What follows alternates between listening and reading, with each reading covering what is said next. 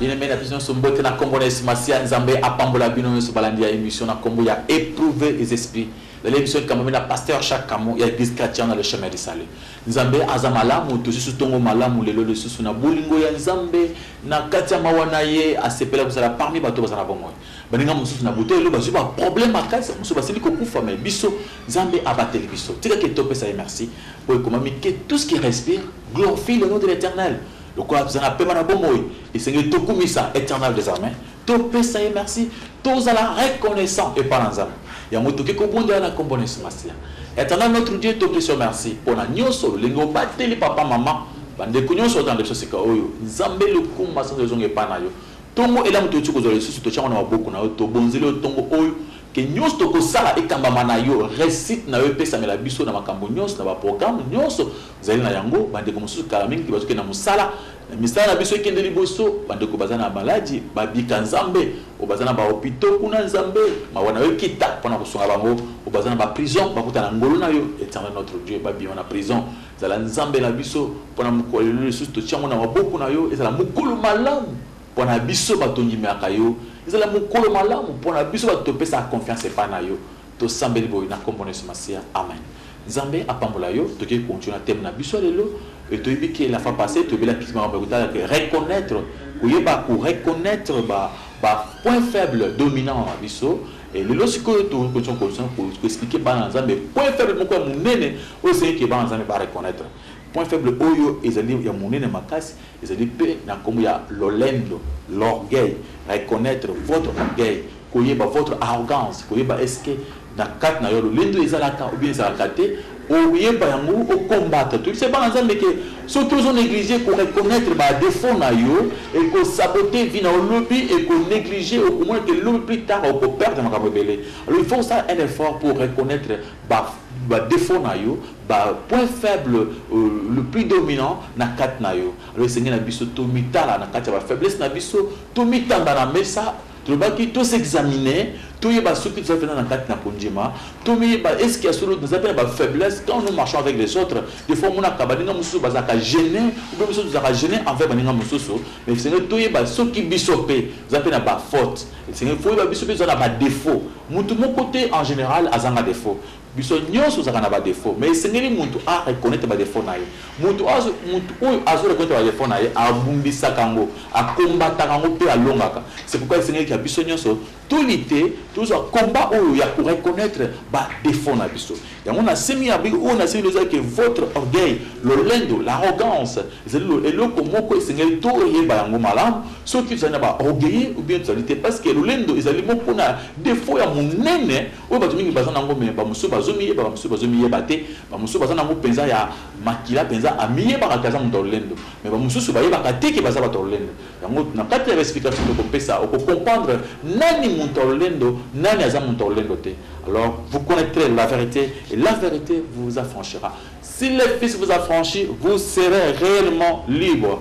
Et toko que nous connaissons kanza mais tobi que lolendo d'abord ezali lolendo ezali tango muntu zali na pusa azala likolo baninga mosusu tango muntu za projet préféré a muntu yelo na ndenge ya koyoka ke muntu azali likolo muntu atalaka aza ko estimer baninga mosusu inférieur aza ko s'estimer likolo ya baninga mosusu muntu lolendo amunaka kitoko oyaye eleki kitoko nyonso bato so batika bazana kitoko ngo ya mabe ata oyebisi ya yeki ndeza kitoko nyonso muntu lolendo amunaka oya saka nde eza malamu koleka bato nyonso lolingi wana ya kumimona likolo bato mosusu nde babengi lolendo lolingi ya kumuna kolinga koza likolo meme ya Nzambe nde babengi lolendo c'est-à-dire lolendo ena arrogance mutu oyo amunaka ke aleki bato nyonso donc ye akoka ya koka peut-être na makamona ndenga saka na ndenge peut-être peut-être na mbongo na ye peut-être na kitoko na ye amona ke ye aleka bato nyonso Et dans un pour préciser, vous avez quatre coussins, mais surtout, tout les chrétiens, comprendre le message où ils allaient vraiment la mouture, ma casse. Au coup, ça aussi, mais les massis, aux amalades, vous allez orgueiller, Zambé a traité d'un orgueil, ils allaient makamoko, yamabe ma casse. Et on nous a avancé dans le premier verset, dans le Job, chapitre 38, à verset 1, bakotanga biso to komona eloko liboso komona comment Nzambe azo traité mutu oyo azan olendo c'est-à-dire ça mutu qui est au-delà des limites de Dieu. Oui, c'est quand ça battre limite to zara yo au déborder ou les cas les couleurs ba limite Nzambe. C'est ça ce qu'on appelle l'orgueil. Yango batanga dans Job chapitre 38 verset 11. Batanga na comprendre ce matin. Job chapitre 38 verset 11. Quand je dis tu viendras jusqu'ici, tu n'iras pas au-delà. Ici s'arrêtera l'orgueil de tes flots.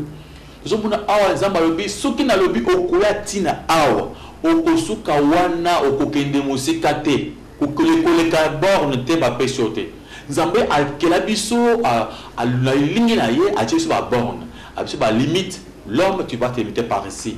Au lobby, au souk awa. Mais tant que vous avez collecté, au-delà, il y a ce qui a limite dans la limite. Et ce qui est l'un il faut souk à place dans la limite. Mais comment la bataille va déborder, il va les cas. Alors, tant que vous avez posé ça, au-delà, il y a 25 ans. Au-delà, même il y a c'est pourquoi mon tour a commis un orgueil. Mon frère, ça, c'est un orgueil mingi. Le mingi, basé na kacha, le lendo, basé yebate, pour basé déborder.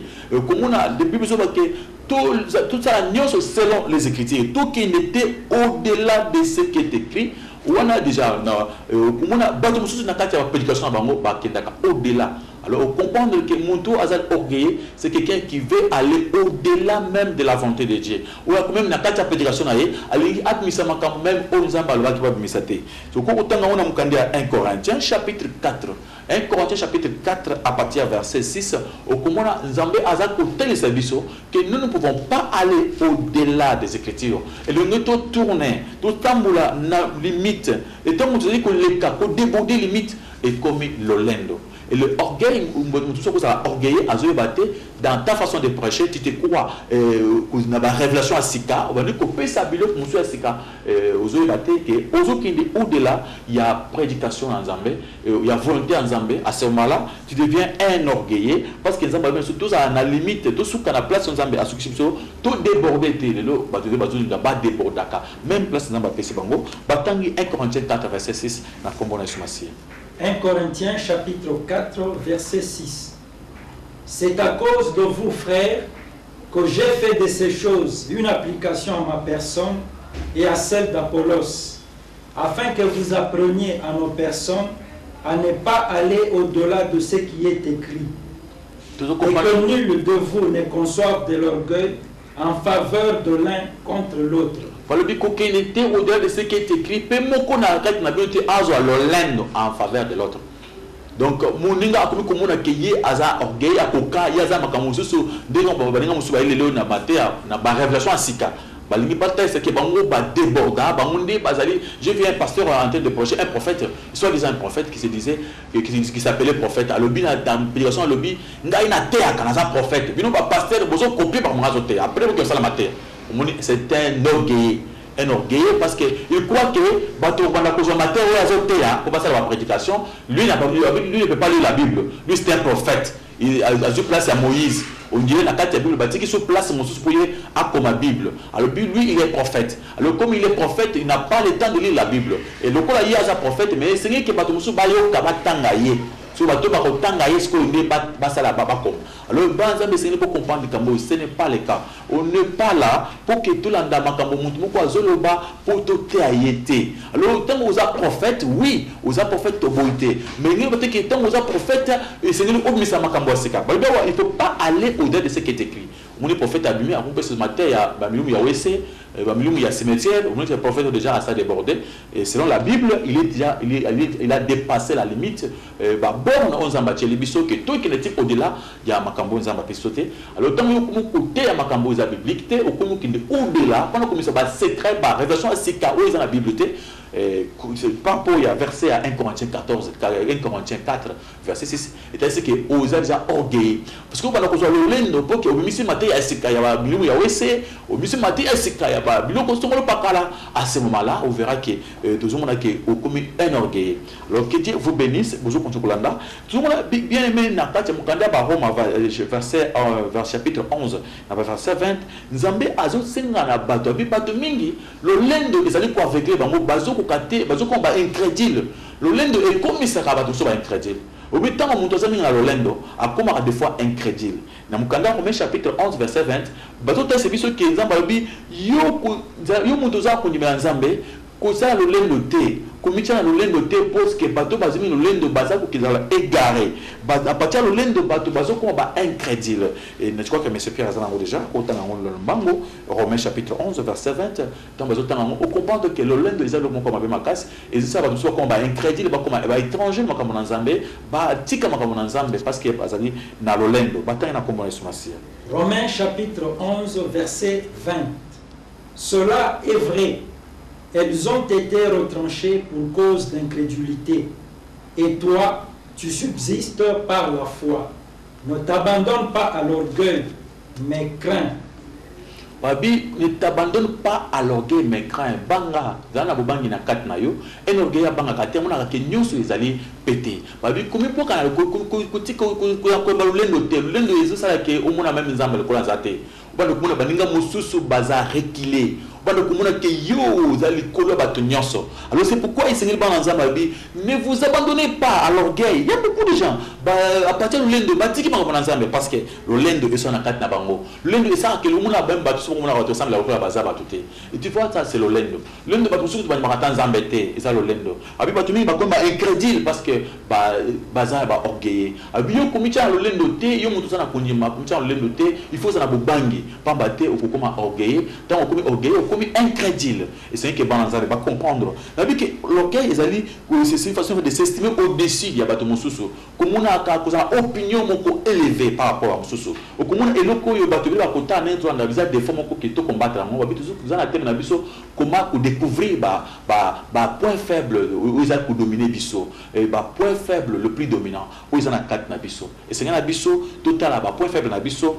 Tout combattre en face. Tout refuser yango et ce qu'on s'est laissé faire na ba bloc musu na kat na yo et comme moto na liwa na suka liwa c'est pas de la mort spirituelle au comme on a mukila au sali ba succès numéro après tout nzambo atinda to na mukila amune oza orgueilleux c'est très dangereux pour la vie na yo il y a l'au-delà et c'est ni na biso to ke ba mingi parce que ba mingi bazana le lendo sans le savoir le des ali le sumo munene bandaki na lola nzambe ba yona na satan le diable te à cause ya le lendo et à cause ya le lendo il fait que Adam et Ève bali parce que bazana pousse pas comme le kola banzambe et tant que bakanisa pas comme le kola banzambe c'est pourquoi bali kimbuma avec l'intention que beaucoup appelle banzambe na proposition au satan appelle ça qui bango alors le lozo mona batu mingi bazana poussa pas la likolo ya batu mususu et dans ce cas comme mingi eloko yo ekota mingi na bato ba benga basa nzambe omona basa nzambe nde ba komi na lolendo kuti ya makasi kolekata bato basambela te alors eloko yo ezali que banza fa kasi amoto mona pièce masi azaki nzambe ya likolo akiti na se a misali un homme humble simple et alors ce modèle ya kolanda tout ça la bateau baza simple ba humble alors mais le jour la bateau mususu bazali pour prêcher évangile mais baza na orgueil moko baza comme mona bateau mususu batika le kola pamba bon kola banzambe c'est pourquoi ils ont même proposé leur propre délivrance alors vous allez avancer dans mukanda ya Romains chapitre 12 na ba Romains chapitre 12 na verset 3 au comme na Bible ezobeleka moko ya mutu ya makasi oyo sengeli banzambe batira attention et tout est ba ko tala ko tant to petit que verset oyo comme combien de personnes bakoyi na orgueil bakoyi na lolendo ezali lisumu monene et puis za défaut monene sengeli ba reconnaître yango bazonga sima nous prêchons en général pour na batu basala nzambe nyonso batu nyonso ba frères et sœurs au balanda biso batala pe ba s'examiner pour na koyeba ceux qui bazana kati ya foi peut-être ko kanso na kati ya foi et c'est pour nous tous en général tous bunda po que tokita totika nzambe amata batu tokita nzambe azali kolona biso batangi ba Roma chapitre 12 verset 3. Romains chapitre 12, verset 3. Par la grâce qui m'a été donnée, je dis à chacun de vous de n'avoir pas de lui-même une trop haute opinion, mais de revêtir des sentiments modestes selon la mesure de foi que Dieu a départie à chacun. balobi kozala ba opinion moko ya likolo pona yote esengeli ozala na lolenge ya kosimilie kozala ndenge moko na bato na konyema oyo bapesi yo epa nzambe na ndambo oyo ya ngolu nzambe apesi yo bato mingi lelo bazali na kokanisa ke oyo moto abiki ça c'est mon temps, c'est-à-dire ils entendent na ye aza na opinion élevée bato nyonso bazali bato ya se eza ngonga eza ya ye bino bamosusu bokanga bible bovanda c'est son temps. Mwana mosusu alobi oui ke babi bato bazali mposa baza na ba opinion élevée par rapport ya bamosusu moto akokoya kotala moninga pasteur atuni yo oza nani oyo naza bishop aseki naza archibishop tomoni akomi archibishop soki mosusu ayebenga yaza archibishop moko abi naza pape moko aza papa amici moko na ndenge moko na papa ya Rome so mosusu abi yo oza papa naza archipape tomoni ke ye aza même plus que papa ya Rome.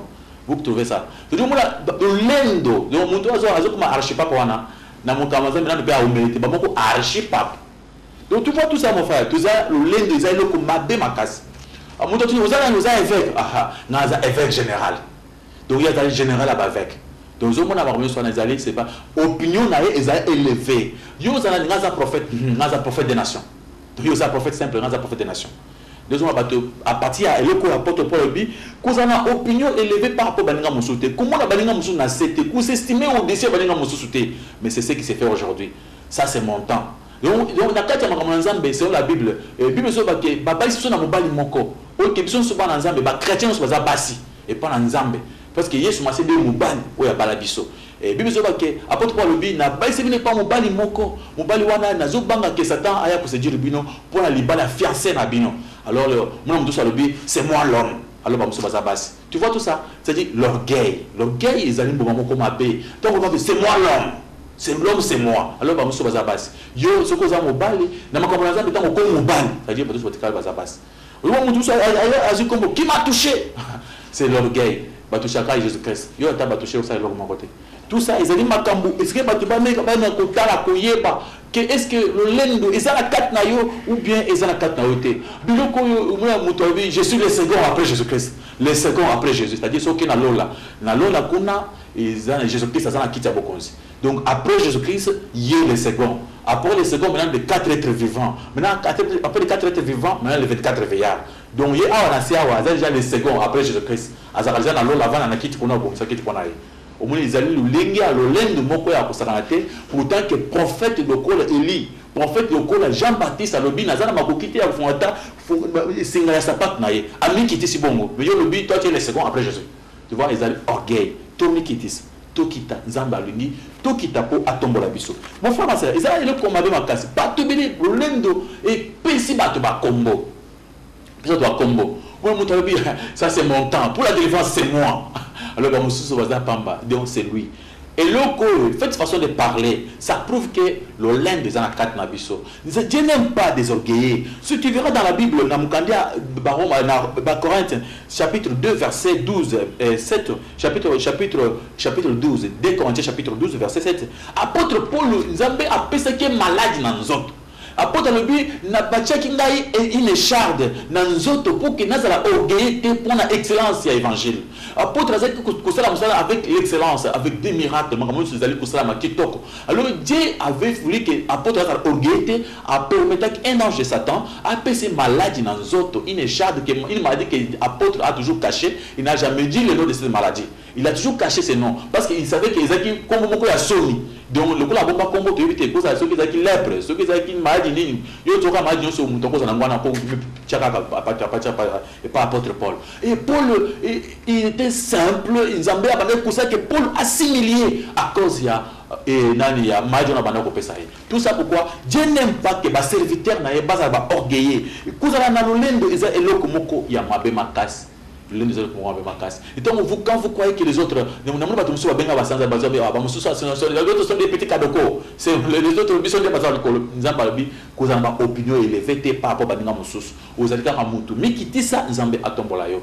Dieu fait grâce aux humbles mais il résiste aux orgueillés. Et aujourd'hui orgueillés si la Bible ils ont prêché. Pourquoi il faut prêcher ça? Parce que na kati ya bato ba boye comment est-ce que aussi ça côté na ye bana na ye pe bato ba kolanda ye ba kobanda pe ko ba orgueillé. Tu vas tu es un pasteur voyez au pasteur nous pour la simboza ba orgueillé. Alors c'est ngeli que to combattre le lendo ils allaient les souma munene et créer banda qui na lola et qui na c'est compliqué biso Adana Eve allait bon pas comme Nzambe.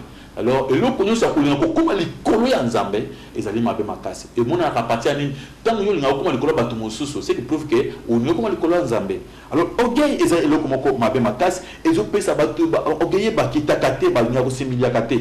Et bon, quand on a candidat à 2 Pierre chapitre 2, verset 18, bah, quand c'est comment tu vas continuer à prêcher ma prédication, il y a orgueil, bah, vous prêcher, bah, vous allez attirer bateau, qu'on a matière à l'olendo, et même bateau, c'est bateau pour ça. Il y a matière à l'olendo, donc, plupart bateaux prêcher de simplicité, bateau qu'on a naté. Mais ils disaient, bateau, matière à l'olendo, matière à l'olendo, oui, ils allaient compromettre bateau, ma cambo, ils allaient taper pour ça la matière. Alors, Seigneur qui est dans Zambé, bon, la mission, bon comprendre bien, ma cambo, tu sabino, bah, qui est pour l'élection à Mukande, il y a 2 Pierre chapitre 2, verset 18, batangi na combo na sumasir. 2 Pierre chapitre 2, verset 18. Avec des discours enflés de vanité, ils amorcent par les convoitises de la chair, par les dissolutions, ceux qui viennent à peine d'échapper aux hommes qui vivent dans l'égarement.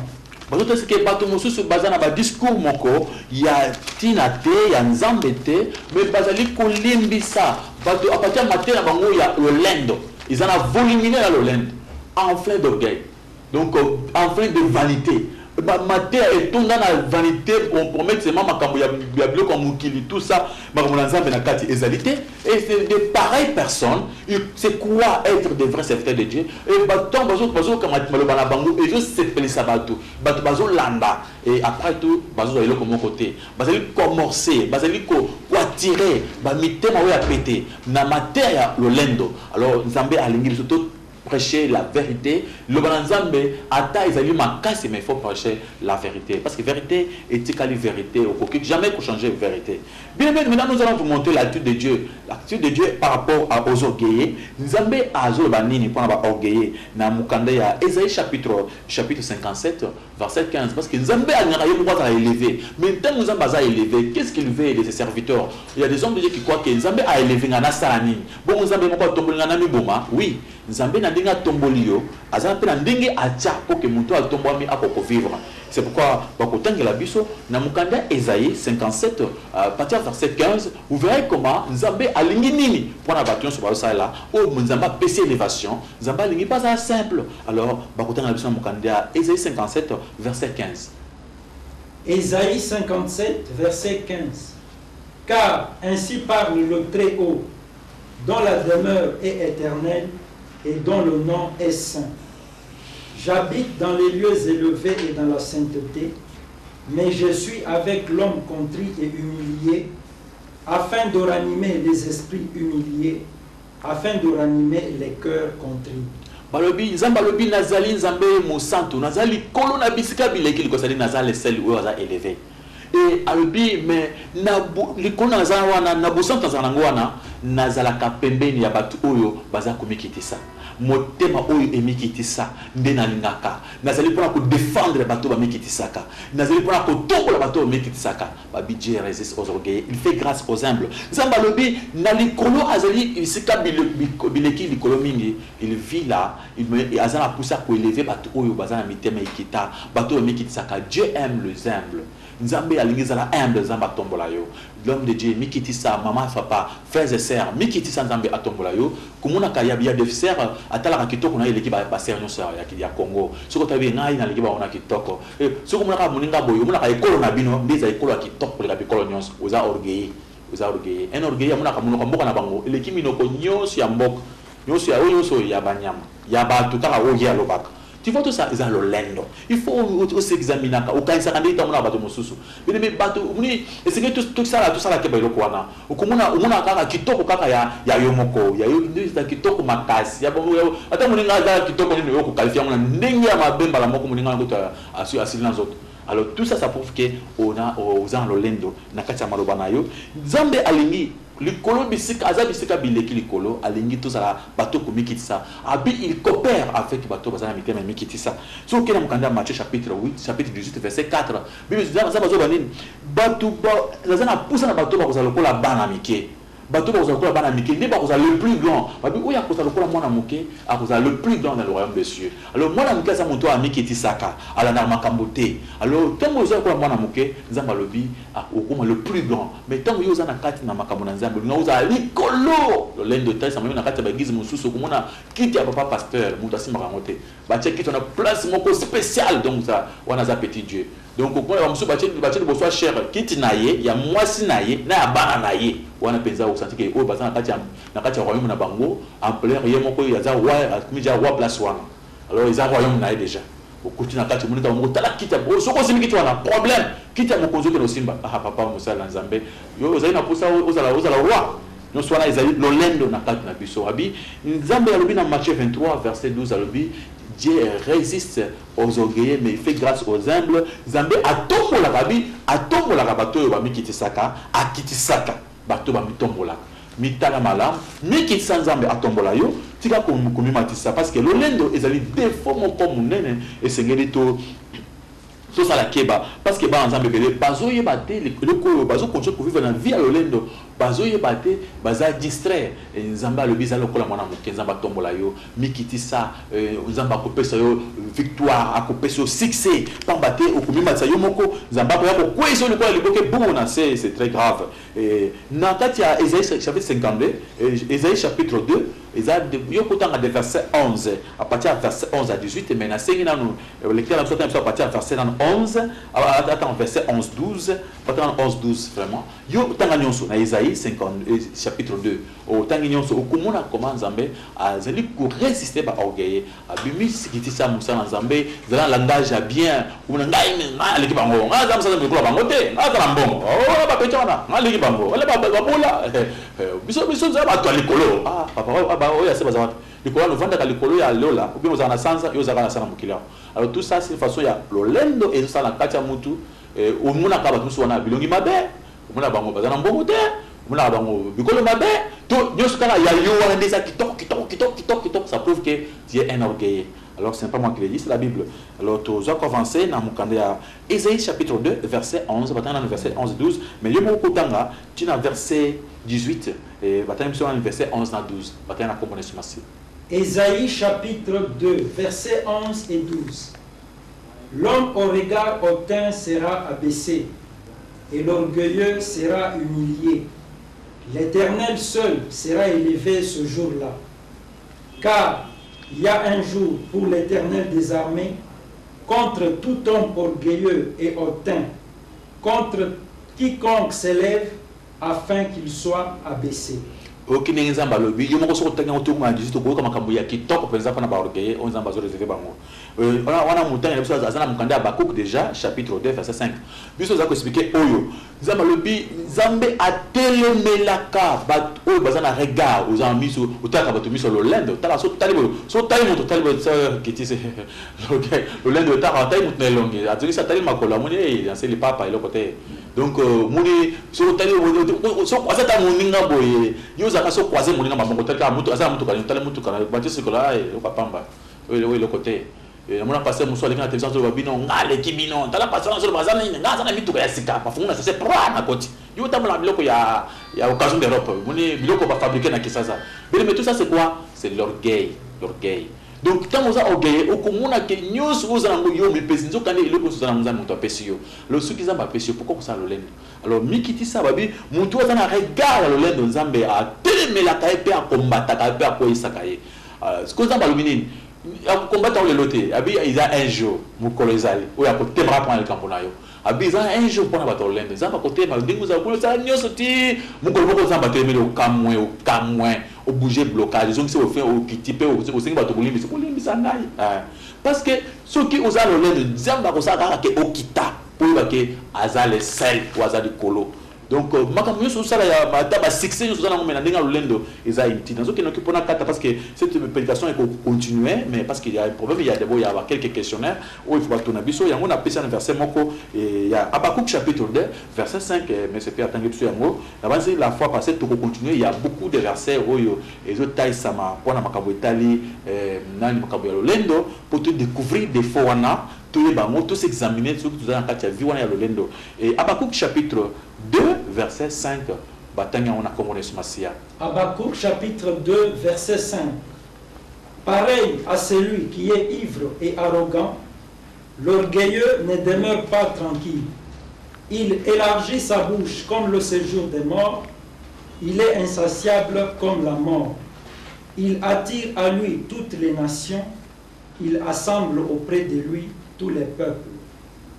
Bazo ba ke un orgueilleux a zale kakimiate a ko ça ne se pas quoi tirer ba to ko ça succès ko ba na ba to mine ba continuer so ba ye ba yo tout ça nous avons dit d'accord tu peux faire tout ça mais nous ça wana me ye ba ke suka et comme on a liwa zamba ko compliquer ka un jour tu peux tout faire le problème c'est qu'il faut être humble pour reconnaître que nous si vous allez là c'est grâce à Dieu quelque part apôtre Paul bi et lo koni nous alango oyo ko c'est que oyaki nango tango botamaki yo botamaki mutakala okozonga mutakala ndenge ozali wana nzango mutacho pesa yo. Alors, ceux qui ont prêché qui toko, c'est bon. Mais qui sait ce que nous avons à ce qu'on a eu. Et ceux qui nous avons à ce miracle, le monde a eu, oui, maintenant humilie-toi pour qu'ils aient à ce pays-là. Mais tant que vous avez dit tolo, vous apôtre pour le coup, vous avez appeler malade pour mettre tolo. Mais combien plus forte raison qu'on a eu. Et c'est mon temps, ce n'est pas votre temps, c'est le temps de Dieu. Vous allez tailler en ngolo. C'est moi le prophète des temps de la fin. Ce n'est pas toi le prophète des temps de la fin. Vous avez prophète ou prophète Nyos. Vous l'équipe prophète de société. Vous avez le prophète Nyos, mais tu as la place à battre. Non, voilà ce que vous avez fait dans un général. Vous êtes dans un archibishop. Donc, dans un archipape. Donc, vous avez archipape, ils allaient pour changer le monde de terre. Donc, yo attends nous à l'école, il y a papa, il y a Rome, ils allaient que changer mon qualité. Nzambe ayebi yo tak. Alors il faut faire attention parce que le lendo ils allaient eloko mabe makasi. Lendo ils allaient causer ça que bato mingi bazoye baté ba se retrouver dans un problème et le monde Nzambe à cause de l'olendo. Alors tout combattre orgueil, totalement en face, mitala bien aimé ici il y a de l'orgueil en toi ou télémélange l'arrogance, c'est-à-dire comme mabe mbuma mabe, et compliqué Lucifer a qui bien alors là, il était bien. Qu'est-ce qui s'est passé? Il a créé des pommes inutiles parce qu'il voulait être comme Dieu. Il voulait prendre la place de Jésus-Christ. Alors c'est pourquoi Boka qui est nassé. Adam et Eva qui bien dans le jardin d'Éden. Oh, tout là, moto va ensemble. Tant balé, on va comme ensemble. Alors parce que Baza qui va orgueiller. Tout le monde qui dit ça, tout le monde va opinion, le pour la bisomoko. Non, c'est moi. C'est la kin awa. C'est qui la kin. Tout le monde chante rien pas de toko. Parce que comment on a rendu qu'on a koyoka. Donc on a orgueillé frère. C'est là le lend. Aux amout. Mais qui dit ça, bah tout le monde démo yimbi wana. Parce que bah yimba avant yo kutu le gardien aux yimbi wana. Nzamba zali na bankaka mais qui dit ça Nzambe akotombola yo et na base qui je dis qu'il y a plusieurs versets où tu continues même 10 semaines aussi là tu te commences semaine mosusu pour na expliquer ba point ya lendo peut-être moko na moko ko se retrouver pe na kati ya makambo wana yango siko na ba point où tu copie ça na 5 siko toujours quelques questions parce que ngonga ezofilé déjà pas plus de te passer monsieur Pierre il y a quand même quelques questions là pas monsieur Pierre est-ce que vous allez oui pasteur Richard merci beaucoup pour la matière lelo. La question les ali penza est belle. Mais toi tu as une première question on a une différence par rapport au thème sous-thème orgueil et arrogance. Tolingi toye basoki orgueil oyo ezali orgueil ressenti par la personne elle-même ou bien ezali orgueil oyo ezali constaté par le prochain. Non, en général, ils allaient ressentir par l'orgueil lui-même, même ils allaient constater en général, parce que la plupart de gens ont orgueil, et c'est pourquoi à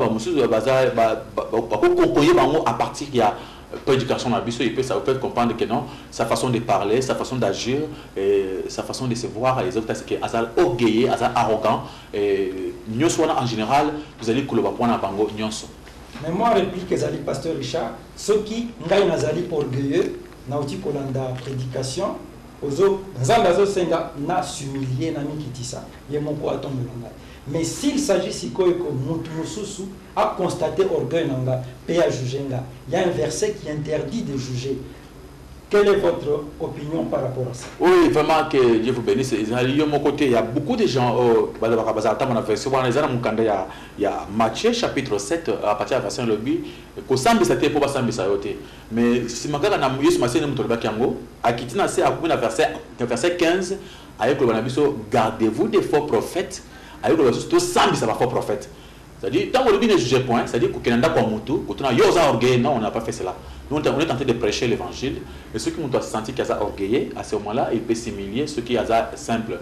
Ils ne peuvent même pas s'humilier. Mais à Wabis, vous allez enseigner la prédication, la parole de Dieu, ce qui est écrit. Dans le même livre de Matthieu, chapitre 7, à partir du verset 15 à 17, Tangana Yango, au comment Jésus va se faire ce qui va contre les faux prophètes. Abisko ba reconnaître le bango na bizarre, c'est-à-dire bako yoko la bango, bako juger bango. Qu'est-ce qu'ils a demandé ces jugements? Autant on a compris ce matin. Matthieu chapitre 7 verset 15. Gardez-vous des faux prophètes. Ils viennent à vous en vêtements de brebis, mais au-dedans ce sont des loups ravisseurs. Vous les reconnaîtrez à leurs fruits. Cueille-t-on des raisins sur des épines ou des figues sur des chardons? Tout bon arbre porte de bons fruits, mais le mauvais arbre porte de mauvais fruits. Ok, Éternel Jésus-Christ nous a demandé de faire un jugement pour accueillir bateau, bazaba faux, à partir de Ève en abango. Et aux hommes là sous tous ceux qui parlent de dans la biso, ils ont question à votre monde. Tony, il peut se poser la question peut-être dans d'accord, le bateau kabiso, c'est son problème. Est-ce que c'est allié? Non. Vous allez expliquer dans mon candidat 1 Corinthiens chapitre 5 verset 9 jusqu'à verset 13. Bible zo senga biso to juger bato ba mbeki basa na Nzambe. Na ko se réserver pour la bande comme so ba sambe la rater basa ba chrétien et là ce n'est pas leur problème. Na quand on commence politique, je ne pêche pas pour les politiciens, c'est pour seulement les chrétiens. Ba ko mona awa porte quoi zo ba boy. Pour la bato ba sambe la rater, ce n'est pas leur problème. Yo tika mukolo tout ça mais quand Nzambe asa ba nyimela Yesu. Mais pour na bato ba mbeki ba frère o ba sambe la mais bazana bizelika ya lolendo ya kindumba balobi il faut que sambi sabango même que boya ta kolina bango seka moko. Et tu vois un ami pasteur impudique, nous ne marche même pas ensemble avec lui, tu peux même pas causer parce que c'est déjà un impudique. C'est pourquoi tant que yo moko sko na mukanda 1 Corinthiens chapitre 5 verset 9 à 13 au moins que Nzamba zo senga biso to juger ba frère. 1 Corinthiens chapitre 5 verset 9 à 13. Je vous ai écrit dans ma lettre de ne pas avoir des relations avec les impudiques, non pas d'une manière absolue avec les impudiques de ce monde, ou avec les cupides et les ravisseurs, ou avec les idolâtres. Autrement, il vous faudrait sortir du monde. Maintenant, ce que je vous ai écrit, c'est de ne pas avoir des relations avec quelqu'un qui, se nommant frère, est impudique, ou cupide, ou idolâtre, ou outrageux, ou ivrogne, ou ravisseur, de ne pas même manger avec un tel homme. Qu'ai-je en effet à juger ceux du dehors? N'est-ce pas ceux du dedans que vous avez à juger? Pour ceux du dehors, Dieu les juge. Alors c'est pourquoi bateau a dit ceux qui vous allez chrétienté, on a numéro ce matin, vous n'êtes pas intéressé. Vous allez s'intéresser à bateau oyo bazali ba chrétien. Oyo bateau a numéro ce matin, celui qui se nomme frère. Ami bengi frère chantre, orgueilleux, et ami bengi frère pasteur. Pas tout pasteur d'abord avant de passer à un frère. Un frère pasteur, un frère prophète, un frère évêque général. Évêque général, vous allez un frère évêque général. Vous allez un frère, le second après Jésus. Donc, mon discours étant que yo zana biloko mabe kindumba balobi kutu faut jouer ma casse sévèrement kutu surtout yebi bongo to benga oti ata bisoté o to benga na musika mais pour la batu ya mukili les gens autres personnes qui ne prient pas qui ne sont pas chrétiens vous n'êtes pas intéressés, ce n'est pas votre problème, mais pour tous ceux qui s'appellent qui se nomment chrétiens frères, alors nous avons le droit de les juger.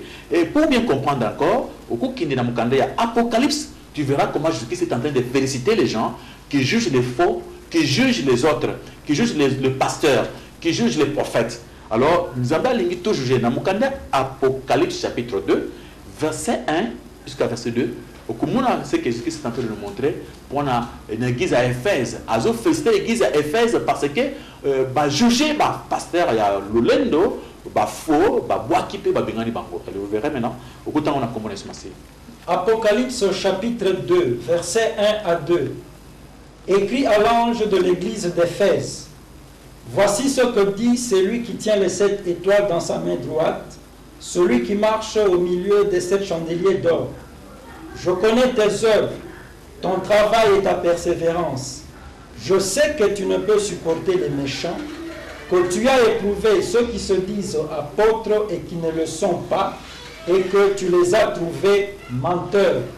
Oui, au comprendre ça clairement que Jésus-Christ est en train de féliciter, bateau va éprouver ceux qui se disaient apôtres et qui ne le sont pas. Habit les a trouvés menteurs.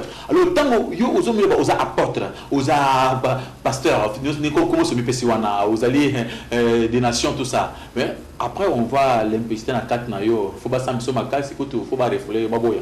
Les gens vont même refuser de t'écouter parce que tu es dans le faux. Ça, ce n'est pas nous, c'est la parole de Dieu qui le dit. Jésus-Christ est en train de féliciter les gens tels que nous, en train de jouer les faux prophètes, à fester dans l'église à Éphèse, à saluer à l'obin à CP,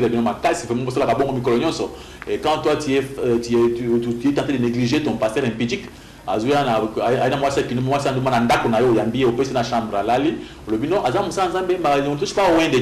tu comprends maintenant que alors là, vous comprenez mal la parole de Dieu. Ce n'est pas ça. C'est pourquoi Hébreux chapitre 5, pour faire voir que les bébés spirituels sont eux qui ne jugent pas les hommes de Dieu. Il faut être un enfant de Dieu mûr. Il faut comme magir. Alors tant que vous avez bébé spirituel, tu ne seras pas jugé. Alors nous, on est des enfants, des grands, on est mûrs. On ne peut pas refuser de juger. Et à partir d'Hébreux chapitre 5, au verset 11-14, vous comprendrez que tous en a droit, et poussé par le Saint-Esprit, le Dieu lui-même nous demande vraiment d'être des grands, de faire un jugement et juger les gens qui se disent pasteurs et se disent prophètes. Et pourtant, qui sont dans le monde, une pédicité, Hébreux chapitre 5, versets 11 à 14. Nous avons beaucoup à dire là-dessus et des choses difficiles à expliquer parce que vous êtes devenus lents à comprendre. Vous, en effet, qui depuis longtemps devriez être des maîtres, vous avez encore besoin qu'on vous enseigne les premiers rudiments des oracles de Dieu. Vous en êtes venus à avoir besoin de lait et non d'une nourriture solide. Or, quiconque en est au lait n'a pas l'expérience de la parole de justice, car il est un enfant. Mais la nourriture solide est pour les hommes faits, pour ceux dont le jugement est exercé par l'usage, à discerner ce qui est bien et ce qui est mal. Oui, tu comprends que les enfants, les bébés spirituels, ils n'ont pas le droit de comprendre, ils ne peuvent pas comprendre ces choses parce qu'ils ne seront pas jugés leurs pasteurs. Qui n'ont pas taillé, pasteur na bango, ils ont problème. Au moins, le pasteur, mon pasteur impidique, allez à Bali, le à Bali, au moins, à Bali, à 20, à continue à Bali. Le bébé, maman, peut-être à Bala, on dit parce que vous avez un bébé spirituel, tu ne sauras pas comprendre ces choses. Mais pour mon colo, il va jamais. Comment le pasteur a boyé, à moi, n'angaï pas naïe, à quel ne pasteur à Woti, ou à moi n'angazen, le à moi n'angaï. C'est un impidique. Il faut le refuser, me quitter son église. Mais yo, le colo, le bébé spirituel, tu ne sauras pas comprendre des pareilles choses. Alors, nous avons le but, pour la bamicolo, il faut pas juger. Moi, même apôtre Paul a répété un chose dans mon candidat, 1 Corinthiens, chapitre 14, à partir du verset 20. Apôtre Adosengabi, vous allez bana mikete na makambo ya boye passer la yebo ezoko se bino lukuta en orgueil ozomona maluba passer na bino ngala l'église ba passer nyoso kisasa bango nyoso passer bana mikete ba passer le lende boye bima na église en ken oui le lende makasi boye nzamba sa boye kala Dieu ne marche pas avec des pasteurs orgueilleux wana za atikali na nzamba zo apesi mu kolomoko ba ko zo bino nyoso ensemble bo se trouver na kati enfer. Alors ozomona awa na mukandia 1 Corinthiens chapitre 14 verset 20 on nous demande aussi de juger. Vous pouvez comprendre combien de personnes appellent pour juger. Ça, il y a des gens qui ont déjà. 1 Corinthiens chapitre 14, verset 20. Frères, ne soyez pas des enfants sous le rapport du jugement, mais pour la malice, soyez enfants. Et à l'égard du jugement, soyez des hommes faits. Vous comprenez, Balobi? Cause la moana te na makambo ta jugement mais pona makambo mususu zala moana mais makambo ya jugement zala mukolo kola na makambo na jugement sambi sa makambo pamba te au souvenir en faire pamba et pona ko suki sa kutana parce que là tango exilé na base que ba verset ba questionner avec on soumet c'est faire au proposer en même à la fois prochaine mais yango to kinda yo tanga biso na mukanda 1 Jean chapitre 4 verset 1 okomona komba nzambe asenya bato ba juger ba examiner makambo yo makabi ndima mo passer a chelo boko na munoko abimisi c'était na mutu tuna yo tu wapi tuna la vérifier bien malamu fouiller na ba poche na wana mona ba c'était bien na poche wana parce que yo tango yo so banga o juger était a le bien zo lisusa ya bisi ba c'était au pese mbongo le bien lisusu moni o ba ko sala na opamba boy Zo quand les moutons attendent la passer dans la poche, mousson sur la carte veste, so ka sali bo yebina veste à la question. Alors tout ça il faut faire attention. Alors ba Nzambe batangi so na mkandia 1 Jean chapitre 4 verset 1. Batangi oko comprendre que Nzamba zo makamutie makasi. 1 Jean chapitre 4 verset 1. Bien-aimés, n'ajoutez pas foi à tout esprit, mais éprouvez les esprits pour savoir s'ils sont de Dieu, car plusieurs faux prophètes sont venus dans le monde. Je crois que la prédication continue, de quoi avancer, la prédication à Bisso, même prochainement. La Bible nous montre ici de ne plus ajouter la foi à tout esprit, d'éprouver, d'examiner les esprits pour savoir si ce sont de Dieu. Je crois qu'il y a encore beaucoup de questions. Questionner et pas M. Pierre, nous sauter.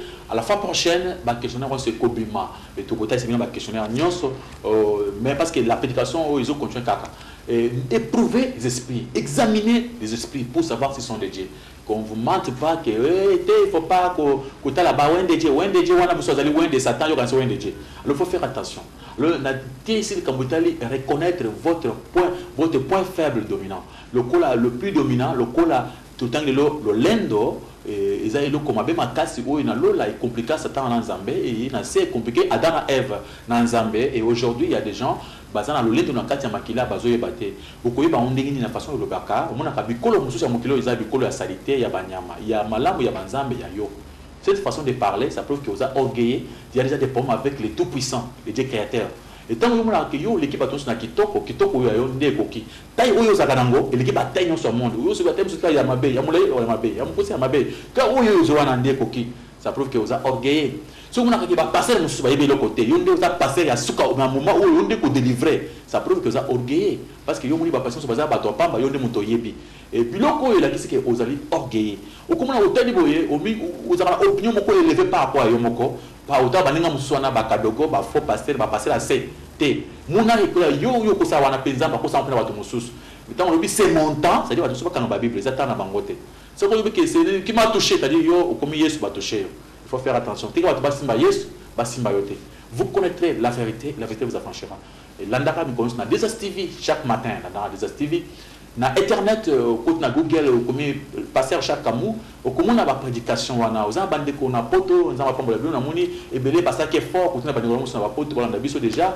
même les États-Unis on a biso déjà nzambe apambola bino nyonso le boko na nzambe za na bino bo des fois botu na ba message na même na internet to kotanga ba commentaire na bino nzambe akozanga te ko pambola yo et landaka bi comme sur la musa baninga mususu chaque jour chaque matin ça passe et nzambe apambola Desas TV pour na cadeau oyo salibiso ostikala malam le boko na nzambe eza na yo et to monde pour na mboka na biso pour na bakunza mboka na biso pour na basoda mboka na biso nzambe apambola bango makambo nyonso tikala malamu botikala malamu ngonga biso koki botikala malamu tiao na komona esmasia bye bye.